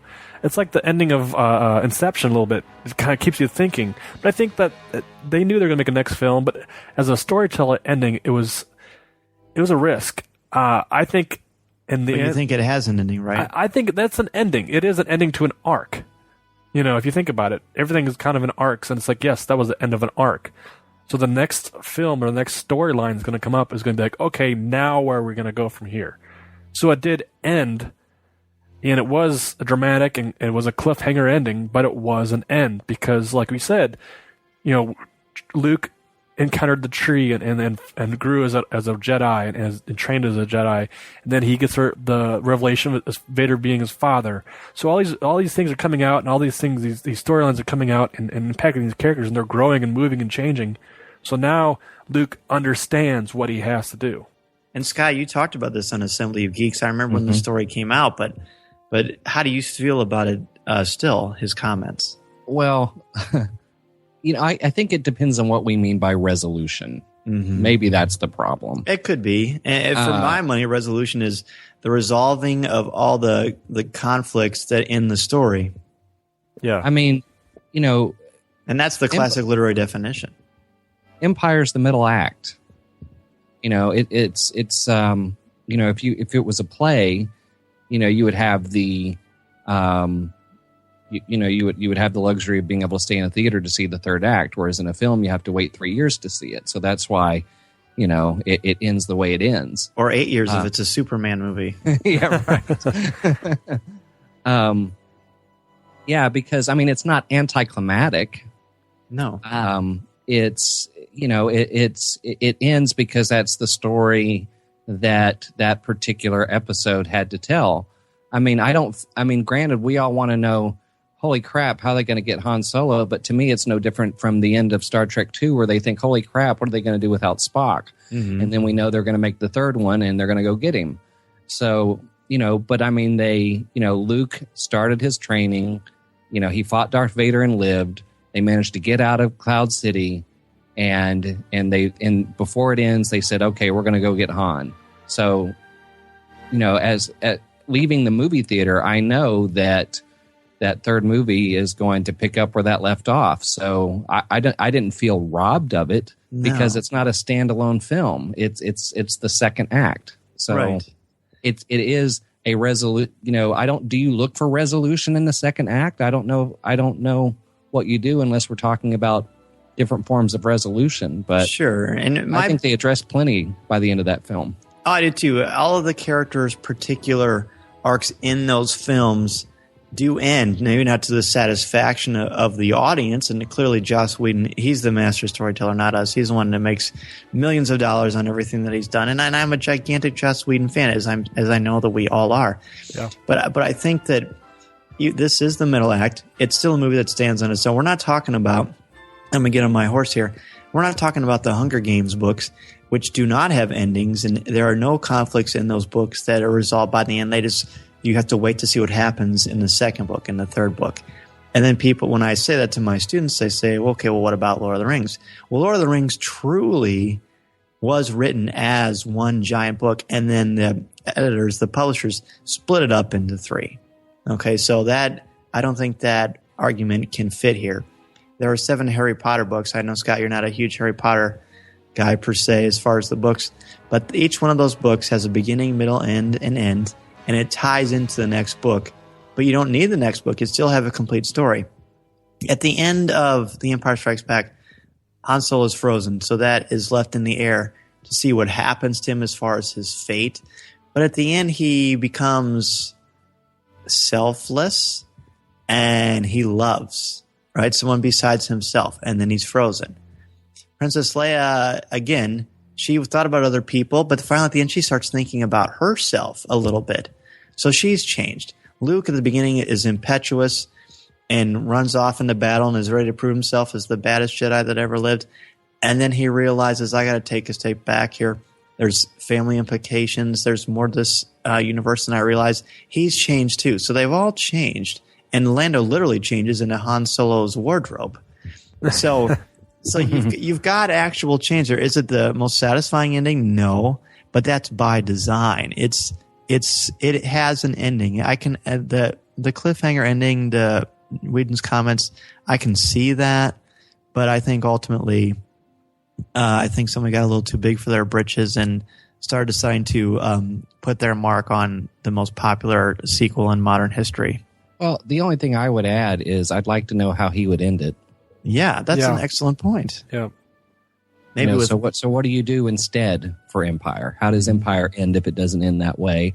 And if you tie up so many loose ends, are you hurting the anticipation or the audience anticipation for 3? Because I mean, that's what it's all about, right? It's getting everybody back for the 3rd film, and we all wanted to know, how are they going to rescue Han? Right. And it was awesome. And I was talking to my wife about this earlier, who, by the way, Empire is not one of her favorite films because of what they did to Han Solo. Fair enough. Being for different reasons, maybe from the guys, but I was saying how I love how it sets everything up for Jedi, and you can tell that Luke and Lando at the end of Empire have a plan already of how they're going to go get him, and how we see that in the beginning of Jedi, ranging from Lando working his way into Jabba's palace as a kind of a skiff guard, and that Princess Leia's the bounty hunter, and Chewbacca gets captured on purpose, and then Luke pretends to give C-3PO and R2-D2 to him, and how they had this really good plan, and we see it all unfold. So it does its job, and it made that beginning of Jedi even better because of it. True. Well, speaking of better, I think the Star Wars saga is better and richer because Yoda is in it. What kind of character is Yoda for you two, and how much does he add to the saga? Because there are still some people that have a problem with Yoda or just don't embrace him, and that's fine. Different strokes for different folks. But Yoda is pretty integral to everything. Yeah, he is. I'll go ahead real quick. Yoda, to me, when I first saw him, he was, like you said, Luke crash lands on Dagobah there, and he meets this crazy looking creature, and he's talking funny, and you're like going, oh, here's some comedic act that's going to be some goofy little character, and then all of a sudden, he's kind of eating dinner with him, and all of a sudden he like switches to this super serious guy. And you're going, whoa, wait a minute, talk about another surprise. It's something you don't expect. And I think it's what Star Wars just tends to do. You don't expect the little guy to be the all-powerful master and the teacher. And then, of course, he's got quotable phrases that everybody knows. Try, or do or do not, there is no try, things like that. And it's just like so quotable, but also it just gets your attention too as a viewer. It's like, oh wow, this is really intricate. And then also just going into the production side of it, it's like Yoda himself as a puppet, and the way that was designed and the way that was done was really groundbreaking. Groundbreaking, exactly. Well, I agree with all of that, and I would say that behind the scenes, Yoda's awesome because he's voiced by the great Frank Oz. Oh yeah, I knew you were going to say that, and yes, absolutely. The melding of two geniuses together, George Lucas and Jim Henson. Yeah. I don't know how you don't like Yoda, and I think the groundbreaking point is a really good one because he was so lifelike. You kind of know he's that you've got somebody like Frank Oz pulling the strings there, but it never crosses your mind when you're looking at it. You believe exactly what you're looking at, which nowadays is nothing. But in 1980, that's really big. Right. It's huge. for a puppet to have that emotional gravitas. Well, yeah, that's just it. I mean, you're creating that character, and his level of importance is huge. I mean, you don't pull off that character right, it could ruin everything. Mm-hmm. So, I mean, I'm a huge Yoda fan. My little dog, named Kenobi, has a T-shirt that says "Size matters not." So there's another one of those great phrases. And I mean, and I remember all the anticipation that we had when Clones came out, getting to see Yoda fight with a lightsaber for the first time. Right. So, I mean, he's arguably, one of the biggest faces of the franchise, and I think that's undeniable. Yeah, and rightfully so. I remember when I was younger, the whole idea, I was at my friend's house, and his dad always wanted to fast forward over the Yoda scenes because they were boring. And I remember thinking, what? You can't fast. It would be like skipping a chapter in a book when you're reading it. Yeah. But those are some of the wisest, most thought-provoking moments, which I think is one of the reasons why Empire is such an effective film, because, again, it takes you to other places psychologically, and you introduce yourself to multidimensional thinking and looking at things in different ways. The classic, we mentioned Tolkien earlier, even the smallest person can make a difference. Yoda's able to take the X-Wing and raise it out of the swamp of Dagobah with a little more than a thought, and you can tell he's a little bit exhausted because he's 900 years old. But he does something that the young, impetuous Luke Skywalker, the New Hope, that he isn't able to accomplish. But suddenly now everyone is questioning who the New Hope is. Yes, there is another. And it seemed pretty, when you're a kid, at least I always thought, it must be Han Solo, right? But then you realize it's Princess Leia. And now there's some new thoughts out there that maybe Princess Leia isn't the New Hope, which I think is revisionist history personally, because for 30 years it was certainly Princess Leia. But do you think that leads to anything else? Yeah, well, I've heard a lot of people say online, maybe Leia, and he says, no, there is another. Maybe Leia isn't the other Jedi that is the possible. Oh, I see. Yeah, I think she is. Yeah, I do too. I think she is. I don't see what else. Who else would be? Yeah. Well, it's interesting too. Those real quick. Kenobi's got a grandson's niece or No, something. that's not it. The other interesting part of that, Dan, when Yoda says, "Wait, there is another," it was interesting. It shows Yoda's faith in Luke, like saying, "Well, he might fail." It's interesting. That would be a lack of faith. A lack of faith. Yeah, it's interesting too, because like Luke is kind of Did Yoda lie to Luke? No, I don't think so.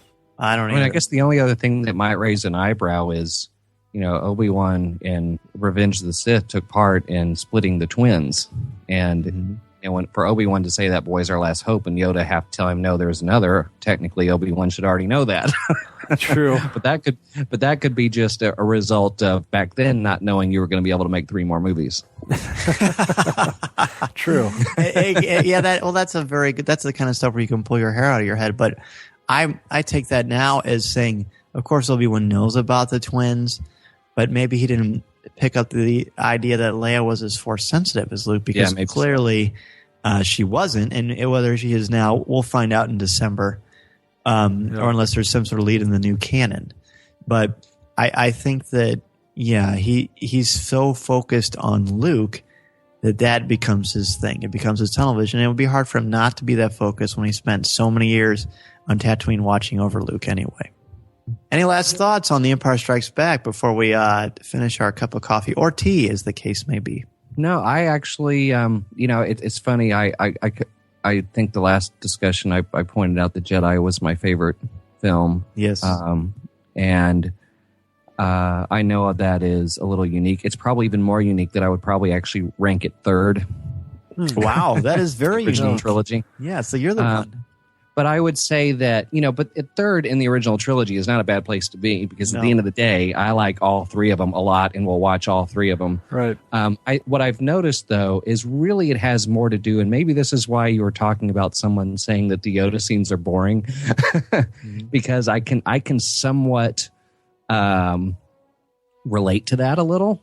I don't find them boring as much as I do Padme and Anakin having their love scenes in episode 2. Yes. But, because I find myself doing the same thing, going, okay, let's get to the fight back on Camino. Yeah. which is interesting because I actually saw the IMAX version of that movie where those scenes were taken out, and where it did get to those scenes quicker. Wow. But I think really the reason for it might be due to the fact that just how times have changed, because now I've seen all three of those movies a ton of times, and the ranking is much more about what I'm more in the mood to see or watch again. If Empire's on, I'm going to watch Empire, but I might be more likely to watch the scenes in the asteroid field or on Hoth. I love the Battle of Hoth, or even the stuff in Cloud City, than maybe the stuff that I already know happens on Dagobah, just because I've seen it so many times. Right. Yeah. Versus, when Empire first hit VHS and all that sort of stuff, we had to watch all of them. It didn't matter. I mean, as much. But I think it's more based on how many times I've seen them and what I like watching the most now, as opposed to what I think is a better film. Because like I said, even though it's probably third, I'll watch all three of them when Spike TV does their marathon. I've got it on just like everybody else. Absolutely. Yeah, for me, of course, I've said it a million times, but Empire is my favorite. The depth, the places that the characters go and are allowed to go. There's real peril. It's the most intimate of the original three, in my opinion. Introduce the great characters and planets. It's the most you get to see of the Falcon, and the Falcon is my favorite vehicle of all time. So that's one of the reasons I love it so much. And interestingly enough, we're having a conversation about The Empire Strikes Back, and no one has said the words Boba Fett. Isn't that interesting? Yeah, it's interesting. Yeah. That could be a whole other show, really. But what about you, Corey? Empire Strikes Back. Yeah, I can relate to what you said, Scott. When I was a kid, I was really a big fan of Return of the Jedi because I think it was just at that right age. And I really liked Return of the Jedi the most. And as I gotten older, I just really have come to appreciate Empire. So I think it's kind of grown with me. And like you said, Dan, it's just as you get older, you understand the themes and just the intimacy of it as characters driven and arcs and things like that we've talked about. Empire will just go down in history. It already has. I mean, it still is that's top of the pile as far as just groundbreaking. We said the Battle of Hoth was huge. All the special effects and the characters and the new characters and everything that we see is just expanded on as far as the Star Wars trilogy. And I think that Empire itself as a film holds up so well because it just can't be topped. It's just always been back in our memories that it's just been a wonderful film to be able to tell a story through. And I think people always, like you said, Dan, it's like everybody goes for make their sequel and it was like, well, is that their Empire Strikes Back? It always will be related to that. And I hope so as far as we move on to these next episodes, 7, 8, and 9. And I am a big fan of the Family Guy parody of Empire Strikes Back as well. It is funny. Something Dark Side, is that yes. Right? Yeah. The mechanical camels. Oh, what do they got? Oh, they got mechanical camels. Perfect. Well, Scott, before we let you go, where can everyone get in contact with you, and when can they hear the newest Assembly of Geeks? Well, in fact, thanks for asking. I plan on posting that. I mean, we're recording this, and I plan on actually posting the new one here in a couple hours. It is going to be the show that is dedicated to May the 4th. I thought it'd be best, since we do it every Tuesday, to do it the Tuesday before May the 4th instead of after. Mm-hmm. And what was great is the weekend leading into it was the weekend where we see the clip from Rebels on WonderCon. So we talk about that and the reaction to that. We have a really good discussion about the decision relating to Expanded Universe and the new adult book series that are coming out. So perfect timing for those announcements, because it allowed us to dedicate the whole show to Star Wars and still take some time to talk about May the 4th and what we love about it. So as always, that's at assemblyofgeeks.com and on Stitcher and iTunes and all the places where people like to get the podcast. So and it's done in very typical Assembly of Geeks fashion. It's there is Darth Ganon and all kinds of stuff. Oh, cool. Oh, I That's can't awesome. wait. I can't wait. I can't wait to see what you pour Jeff through. Yes, and what we put Jeff through. Oh, that's great. Well, obviously, friends of our show know Assembly of Geeks is one of the best podcasts out there. All the discussion you want to talk about Star Wars and beyond, well beyond. So, Scott Murray, before we let you go, do you have any specific plans for May the 4th? As I kind of mentioned on the show, the challenge for me will be picking out what Star Wars T-shirt I'm going to wear to sport my fandom for the day. I have the merch man name for a reason, and that'll be a tough decision. I do know that like the Disney stores here in town, I think are supposed to release some new collectibles and toys and things on that day. Yeah, they are. So I'm certain that I'll be going to one of the ones here in Dallas to check those out. And if I manage to get around to watch one of the movies, I know it's going to shock everybody. I've been kind of wanting to watch Jedi again, so if I get time, I might watch Jedi. But as I demonstrated before, what I really need to do is get caught up on Clone Wars. Sure. Something that I'm way behind in doing, and I know that's. As is my co-host. Yes, way behind. Oh, good. I'm glad I'm not alone. I feel like I lose a little bit of geek cred. Yeah, I know, right? Not at all. Not at all. I like Clone Wars. I just never got a chance to get all the way through it. But now that it's on Netflix, we are going to have a marathon very soon. Wonderful. Well, you'll love it. So we'll have to have you back on to discuss some Clone Wars stuff. Cool. This summer, we're going to have our Cup of Clone Wars where we look at Season 6 in a lot of detail. So we're looking forward to that. And speaking of looking forward to that, we are excited to have you on again in the future, Scott, where our next one we go through, of course, be A New Hope, the one that started it all. So Scott Murray, our good friend from Assembly of Geeks, thank you so much for being on Coffee with Kenobi with us once again.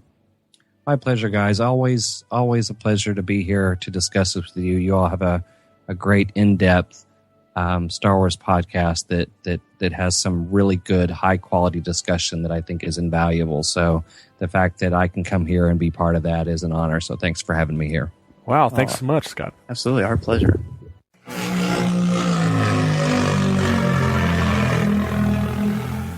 Our topic for show number 19 is not so much a topic as it is a guest, the ultimate Star Wars guest, especially if you're a collector, Steve Sansweet.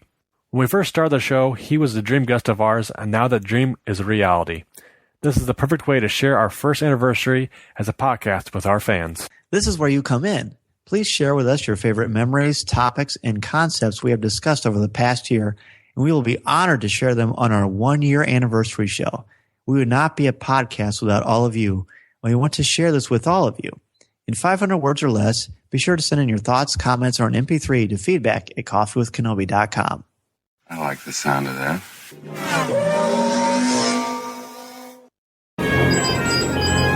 Echo 3 to Echo 7. Ano, buddy, do you read me? I saw part of the message. I seem to have found it.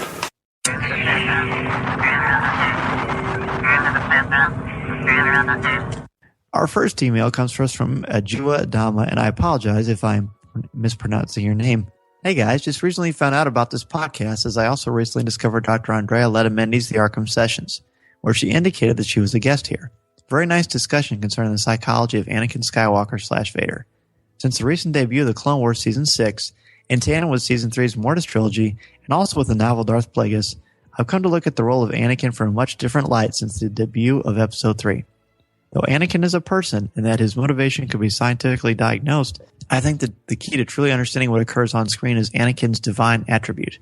His virgin birth, as with other deities the world over, included Heru, what the Greeks called Horus of the Nile Valley, places him on a path of the divine purpose. And the act of balancing the Force takes on a rather Old Testament, fire and brimstone approach to setting things right. As with the biblical story of Sodom and Gomorrah, even the innocent get caught up in those efforts. In essence, he's Shiva, the balancer and destroyer when the Force deems it necessary. This is a response to another post concerning the same subject about why Anakin became a Force ghost at the end. I've often argued that Anakin is the Force itself personified. While it appears that George used Eastern religions like Buddhism and Hinduism as his templates for what the Force might be, I think the will of the Force is modeled after the Old Testament fire and brimstone nature of God. The Sith only succeed when the Force allows it, as it is all-powerful. When the Jedi lost their way, becoming political and corrupt, the Force allows the dark side to grow stronger, which will lead to the temporary destruction of the Jedi since they need to be reborn and remade. In the midst of that, You have Anakin born of a virgin birth. The Force wills him into existence, and he acts as a balancer. He will destroy the corruption within the Jedi by destroying them literally. He will also destroy the Sith once the Jedi have renewed their commitment to the true path of the light side and are ready to move forward. Symbolized by Luke throwing down of the saber upon defeating Vader. Under normal circumstances, as Yoda says, once you start down the dark path, it will forever dominate your destiny. But I post that's only true of regular beings. Anakin is the exception because he is the Force personified. Therefore, once he fulfills his destiny and destroys Palpatine, he would need to learn how to resurrect his consciousness. It would just happen, and of course, dying in the act of saving his son counts as a selfless act, which is paramount in the power of retaining one's consciousness. And my feeling is that this only happens for Jedi that serve the purpose of guiding the Order in these new dark times, as Obi-Wan did with Luke. It's leading me to believe we will see both Yoda and Anakin in Episode 7 or beyond, as they still might serve a major purpose as the Jedi Order needs to be rebuilt. And that's again from Majua Dama. Great insights. I love the comparison to Eastern religions and other things. The idea of Anakin being the Force personified is a really cool way to look at it. Yeah, I've never thought about it that way, where the Force willed a child to be born or to become a balancing force, force for force. It's interesting that the Force would do that. I mean, it's all a unique essence of it that bring about an organism to kind of keep itself in control. It's fascinating. That's well done. Our next email is actually an MP3 from Mike Garrigan, who sends us great MP3s, and he talks a little bit about Paul McDonald and the Star Wars heresies and his thoughts.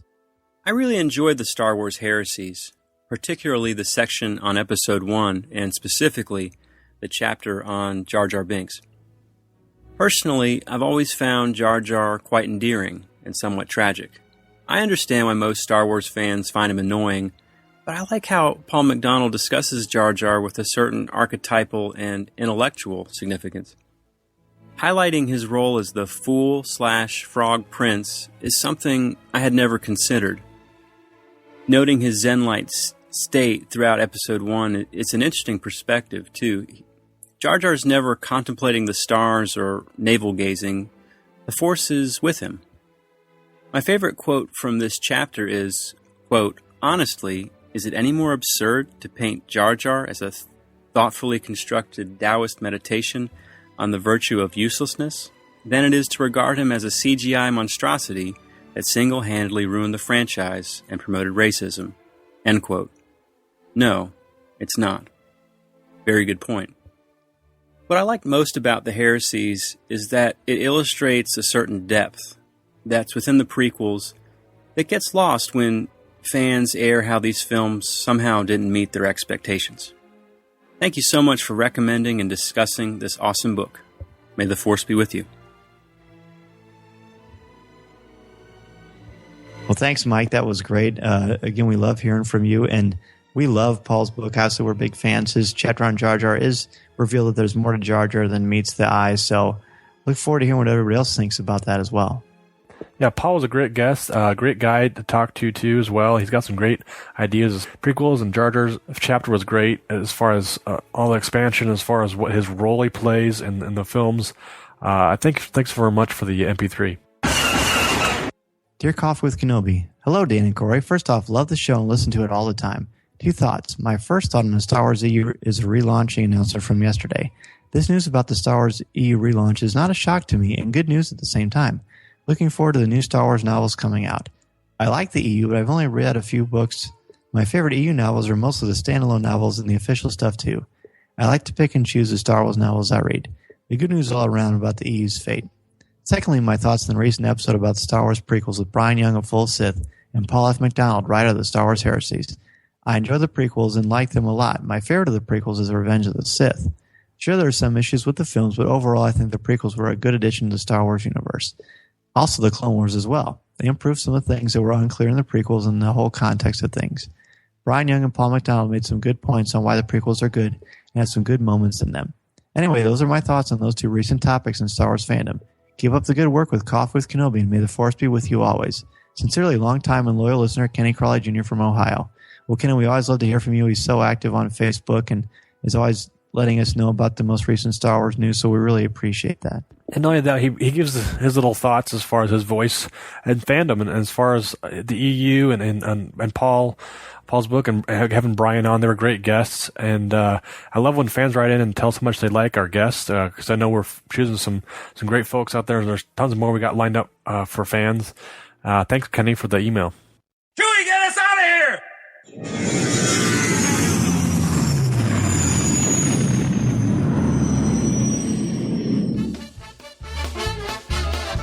If you'd like to respond to a question of our show, have a comment, or just want to say hello, send us an email or MP3 at feedback@coffeewithkenobi.com. Or if you'd have a specific question or a comment for either of us individually, email us at danz@coffeewithkenobi.com or CoreyC@coffeewithkenobi.com, or visit us at coffeewithkenobi.com, contact us section, or comment on one of our stories featured on the site. If you enjoy the show, please write a review in iTunes. You can also like our show at Facebook at facebook.com/coffeewithkenobi, as well as keep up to date on our Twitter feed at twitter.com/coffeewithkenobi. You can also find us on Tumblr at coffeewithkenobi.tumblr.com.